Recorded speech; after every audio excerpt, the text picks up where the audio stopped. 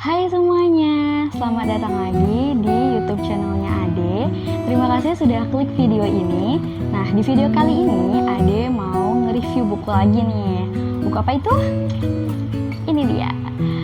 Buku Si Anak Cahaya yang ditulis oleh Terry Lie dan diterbitkan oleh penerbit Republika pada tahun 2018.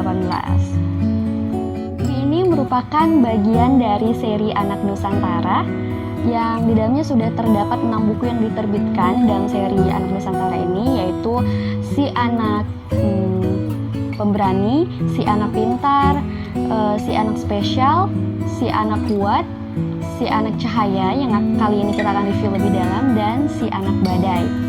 Namun dulunya seri Anak Nusantara ini disebut sebagai seri Anak Mama. Nah, seri Anak Mama ini terdapat 4 judul buku yang tadi ada sebutkan di atas. Hanya saja dulu judulnya itu langsung pada nama dari anak mama ini. Yang pertama yaitu Eliana, yang disebut sebagai Si Anak Pemberani, Pukat Si Anak Pintar, Berlian Si Anak Spesial, dan Amelia Si Anak Kuat gitu. Akhirnya kemudian di recovery kembali pada tahun 2018 karena seingat Ade, seri Anak-anak Mama ini itu diterbitkan dari tahun 2009 sampai 2015 pada rentang itu kan. Pada saat itu Ade masih SD sampai SMA, Ade nunggu 4 buku itu terbit.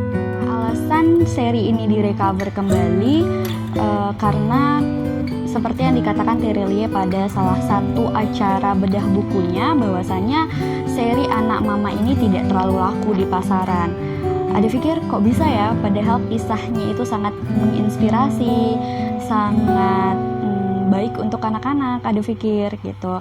Di tengah bacaan anak-anak yang tidak terlalu banyak dari penulis Indonesia, ada pikir ini bisa jadi opsi yang cukup baik buat kita-kita. Hingga akhirnya dia bersyukur juga sih kembali di recover, dicetak ulang, sehingga bacaan-bacaan ini bisa terus ada untuk anak-anak Indonesia ke depannya. Serial ini cukup spesial buat Ade karena serial ini menggambarkan keluhuan kisah anak-anak, kenakalan-kenakalan ala anak Indonesia yang sering kita lakukan, kenakalan-kenakalan kecil yang lucu, Ade pikir, dan segala problematika yang menimbulkan pembelajaran buat kita-kita. Dan seperti ada pembelajaran bahwasanya pengorbanan orang tua itu sangat besar buat kita, kasih sayang orang tua yang sangat luar biasa, dibalik sikap marahnya mereka, dibalik ngomel-ngomelnya mama gitu. Ini semua terangkum di dalam serial Anak-anak. Seiring berjalannya waktu, Ade udah lupa dong dengan serial Anak Mama ini karena emang udah selesai juga Ade pikir bacanya. Jadi Ade perluas lagi bacaan Ade. Lalu pada akhirnya kemarin Ade scrolling katalog untuk cari-cari buku di Shopee, ketemu deh nih Si Anak Cahaya yang nulis Terry Lie. Ade udah nggak update lagi kan Terry Lie nulis apa-apa aja. Akhirnya baru tahu ada judul ini, Ade cari tahu, dan ini mengisahkan tentang Nurmas. Seketika ada kayak keinget, bukannya Nurmas itu nama dari 4 anak di seri Anak-anak Mama ya. Ada buka lagi tuh buku-buku lama Ade, iya bener dong, nama mamanya itu Nurmas, dan ini mengisahkan tentang kisah mamanya dari 4 anak-anak ini. Langsung penasaran dong ya, Ade langsung check out, dan bukunya nyampe, Ade baca, dan kisah ini Ade pikir bakal masuk, ada kisah percintaan dan akhirnya dia punya anak dan segala macam. Ternyata tidak. Buku ini mengisahkan masa kecilnya dengan segala hal yang dia lalui di masa-masa kecilnya gitu. Seperti namanya, di blurbnya ini, nama kau Nurmas, itu nama yang indah sekali. Nur itu cahaya, emas atau emas itu adalah logam mulia yang berharga. Aku berharap suatu saat cahaya dan kemuliaan kau akan menyatu berkilauan. Nurmas ini seperti namanya dijuluki sebagai Si Anak Cahaya karena suatu peristiwa yang menimpa kampung mereka, dan Nurmas melakukan sesuatu sehingga dia dijuluki sebagai Si Anak Cahaya. Untuk lengkapnya bisa baca buku ini, karena kalau ada kasih tahu peristiwanya apa bakal spoiler banget, serius. Karena ini ada di bab terakhir sih, cerita tentang peristiwa yang sangat mendebarkan, dan dari bagian-bagian akhir Ade percaya bahwasanya keajaiban itu selalu ada Walaupun terlihat mustahil, tapi keajaiban itu pasti ada. Yang membedakan buku ini dengan 4 buku sebelumnya yang sudah Ade baca adalah latar waktu yang terpaut sangat jauh. Ya jelas dong ya, karena ini kan masa kecilnya mama ya dari si anak-anak itu yang melahirkan mereka, pasti terpaut jauh. Di buku ini berlatarkan waktu pada tahun 1940 dan di tempat yang sama dengan Pukat, Burlian, Eliana, Amelia dibesarkan, yaitu di pedalaman Sumatera. Hanya saja karena memang pada saat itu Indonesia baru merdeka, jadi keadaan belum seimbang, belum benar-benar sepenuhnya merdeka, masih agak-agak goyah nih keadaan negara ini. Dan juga pastinya kemajuannya masih sangat sedikit dilihat di situ. Bisa terlihat dari keadaan perekonomian dan transportasi yang digambarkan di dalam buku ini. Contohnya saja pemerintah saat itu belum mampu menghadapi masa krisis ekonomi, terjadinya paceklik, dan contohnya lagi ketika Nurmas harus ke kota untuk menemui dokter agar dokter tersebut bisa menemui bapaknya yang sedang sakit di rumah.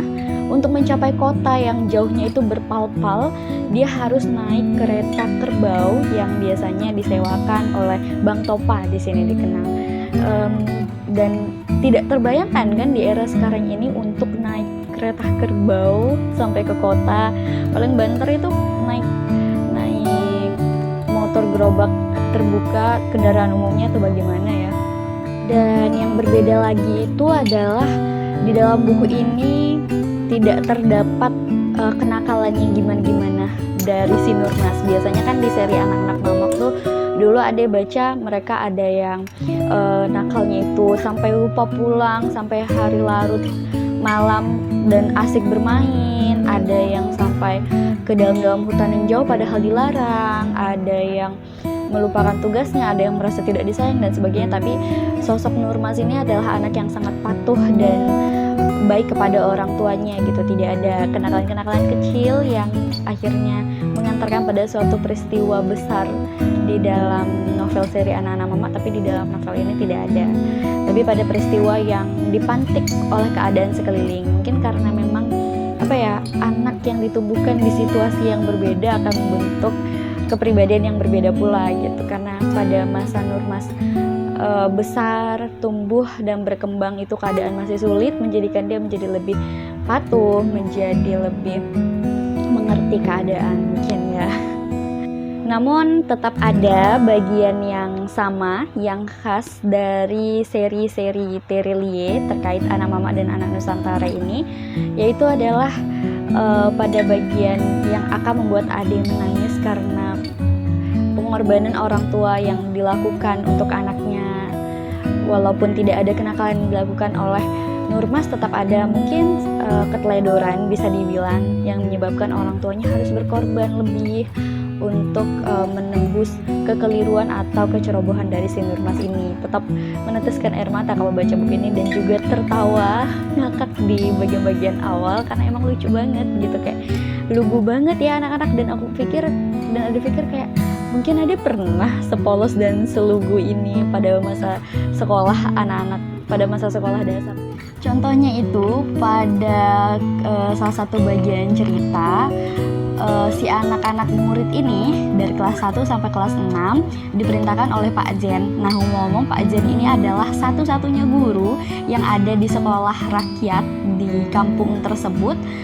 Dari kelas 1 sampai kelas 6 dia semua yang mengajar secara berganti-gantian. Lalu si murid-murid ini disuruh menampilkan pertunjukan pada hari pembagian rapot. Nah, yang lucunya pada bagian anak kelas 1 dan anak kelas 2 itu sama-sama memutuskan untuk bernyanyi bersama-sama satu kelas di atas panggung menyanyikan lagu Indonesia Raya. Jadi pada kesel dong kan si anak kelas 1, khususnya anak yang bernama Pitah, menuding anak kelas 2 telah merebut atau mencuri lagu yang akan mereka nyanyikan. Lalu ngadulah si Pitah ini kepada Pak Jen sambil menangis. Lalu diputuskan Pak Jen agar anak kelas 2 mengalah. Anak kelas 1 yang akan menyanyikan lagu Indonesia Raya dan anak kelas 2 menyanyikan lagu Hari Merdeka. Pada hari H pertunjukan tersebut, narasinya dibacain aja ya. Pitah maju ke depan, berkata dengan penuh percaya diri mewakili anak kelas 1. Bapak-bapak dan mama-mama serta teman-teman semua, kami akan menyanyikan lagu Indonesia Raya. Semua yang hadir dimohon untuk berdiri. Nah, hadirin pun berdiri toh kan. Nah, bahkan bukan saja berdiri, para hadirin itu juga ikut bernyanyi sesemangat murid-murid kelas 1. Saking semangatnya, suara hadirin menutupi suara murid kelas 1 dari awal lagu dinyanyikan sampai bait terakhir. Lalu, setelah turun dari panggung, Pitah kesal. Lalu apa yang dikatakan Pak Jen berikutnya? Mengambil lagi membawa acara gitu. Jadi MC nih Pak Jennya. Katanya, itulah lagu Indonesia Raya yang kita nyanyikan bersama-sama. Wajah Pitah bertambah kesal, matanya mulai berkaca-kaca. Maklumnya masih kecil gitu, masih polos banget. Mengapa bapak nyanyinya keras sekali sampai-sampai suara Pitah tidak terdengar? Protes Pitah pada bapaknya.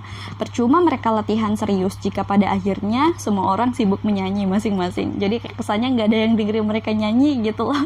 Padahal udah latihan serius. Lalu saat penampilan murid kelas 2, tidak ada lagi nyanyi bersama. Yang ada malah seru-seruan tertahan penonton. Bagaimana tidak? Lagu Hari Merdeka benar-benar dibawakan dengan semangat 45. Mereka mengentakkan kaki silih berganti sambil bernyanyi. Mereka mengakibatkan panggung yang dibuat dari barisan meja-meja kayu terdengar berderak-derak. Derin dan Bidin yang tadi berdiri agak jauh dari panggung sekarang mendekat. Tangan mereka memegang pinggir-pinggir panggung. Takut benar kalau roboh. Para orang tua murid kelas 2 malah sudah berdiri dari kursi masing-masing, siap melakukan pertolongan pertama jika panggung roboh. Dan masih banyak lagi keluguan dan kepolosan anak-anak yang digambarkan di sini, yang kita pikir mungkin kita pernah seperti itu gitu. Dan lebih bisa relate sih menurut Ade kalau baca seri-seri Anak Mama atau seri Anak Nusantara di bagian terbitan pertama sampai keempat itu yang udah dibaca dan bener-bener relate kan, keluguan, kelucuan yang Ade pikir oh ada gitu kayaknya dulu. Setelah kemajuan zaman, era, apakah buku ini masih relate untuk dibaca oleh anak-anak sekarang?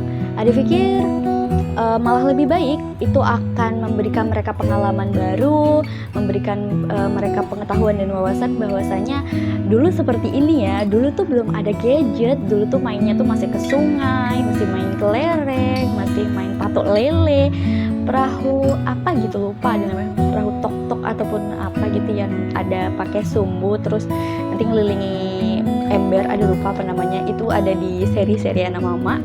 Terus selanjutnya Ade pikir buku ini juga masih bisa dibaca oleh anak remaja, kita-kita seperti ini juga masih bisa baca karena Ade pikir buku ini ramah dengan segala usia.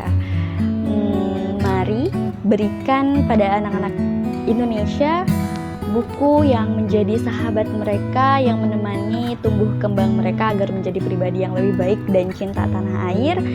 Serta jangan lupa untuk dukung penerbitan dan penulis Indonesia agar mereka dapat terus memberikan kontribusi meningkatkan literasi untuk Indonesia dan menyediakan bacaan-bacaan yang memberikan khazanah yang baik untuk anak-anak Indonesia dan kita semua. Ade pikir sekian video dari Ade. Semoga review ini bisa memberikan pencerahan dan rekomendasi buku untuk misalnya bisa dikasih kado ke adik, ke saudara, ke keponakan, ke anak juga, agar mereka juga merasakan pengalaman serunya anak-anak di kampung dan desa pada era dulu. See you and